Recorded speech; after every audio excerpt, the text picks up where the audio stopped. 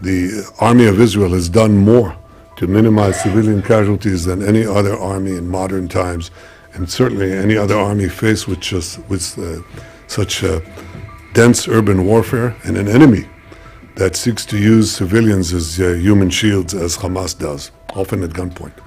Secondly, we are doing unusual efforts to increase humanitarian aid by land, by sea, by air, and we'll continue to do more.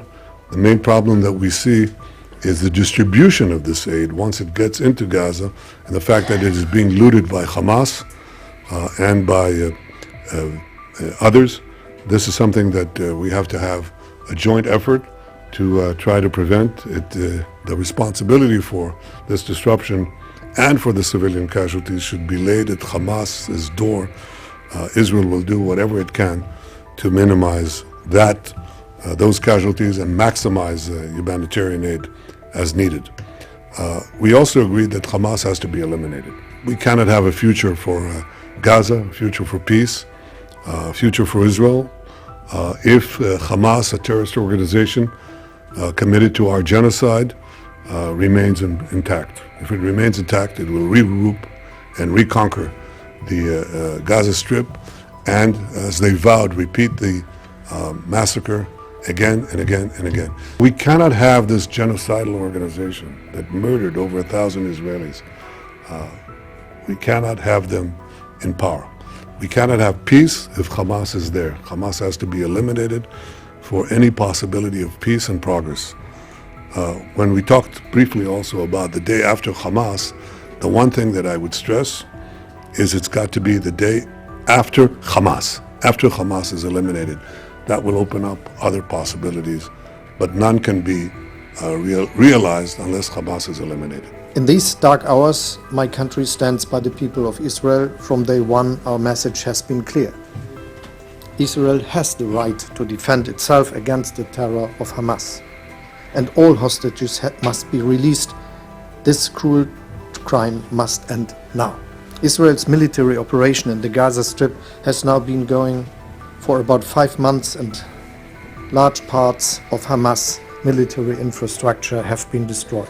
During these 5 months, the cost in human lives and the number of civilian casualties has grown to be extremely high. Many would argue much too high. As a partner and as a friend of Israel, I have shared my concerns about the development of this war with the Prime Minister. By fighting Hamas terrorists, Israel is pursuing a legitimate goal: never again end October 7. The longer the war lasts, the higher the number of civilian casualties rises, the more desperate the situation of the people in Gaza become, the more this begs the question, no matter how important the goal, can it justify such terribly high costs? Or are there other ways to achieve your goal? Take the ground offensive in Rafah. The military logic is one consideration, but there is a humanitarian logic as well. How should more than 1.5 million people be protected? Where should they go? I also spoke to the Prime Minister today about the need to provide the people in Gaza with comprehensive humanitarian aid supplies.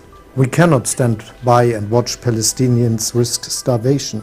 That's not us. That is not what we stand for together. Much more humanitarian aid is needed, continuously, reliably. I shared my concerns with the Prime Minister that provision of aid from Israel into Gaza and the conditions for distribution must be urgently and massively improved. And finally, we need a hostage deal with a longer-lasting ceasefire. I know how difficult it is to reach an agreement with the Hamas terrorists, but we understand the hostage families who say after more than 5 months the time has come for a comprehensive hostage deal for saving those who are still held captive. For me as German Chancellor, one thing is essential: Israel's security. It is at the center of all my efforts and thoughts here. Terror against Israel must be fought consistently, but terror cannot be defeated with military means alone. We need a solution to this conflict that ensures sustainable, lasting security. Sustainable security will not come from higher walls and deeper ditches.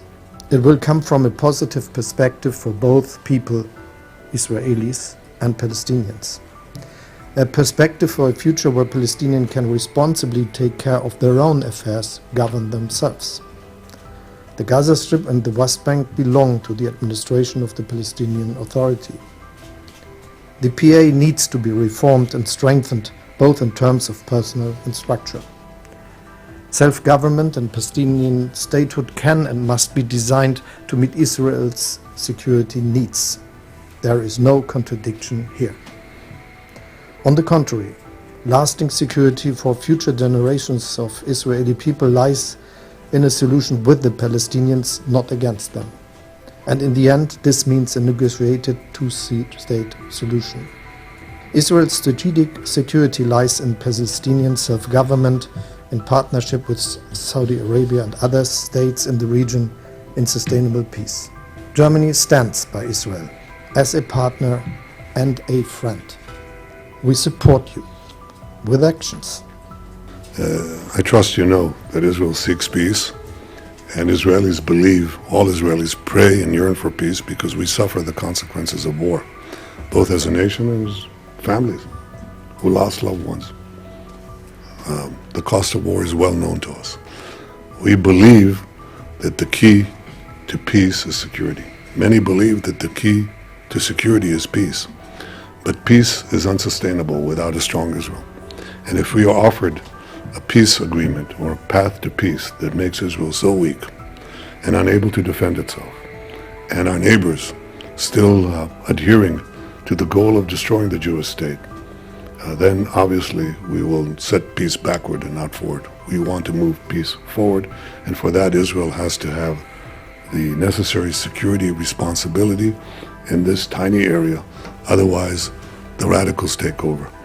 This is something that we've discussed in detail. We'll have other opportunities. I want to assure you that we value the support that Germany has given us in international forums and elsewhere. We value your friendship, and we look forward to continuing this conversation. The other thing that I would say is that I assured Chancellor Scholz that our goal in eliminating the remaining terrorist battalions in Rafah goes hand in hand with enabling the civilian population to leave Rafah. It's not something that we will do while keeping the population locked in place. In fact, we'll do the very opposite. We'll enable them to leave because our consideration for reducing and minimizing civilian casualties has guided us and will continue to guide us in the future. Thank you, Chancellor, and thank you all. Thank you very much. Thank you.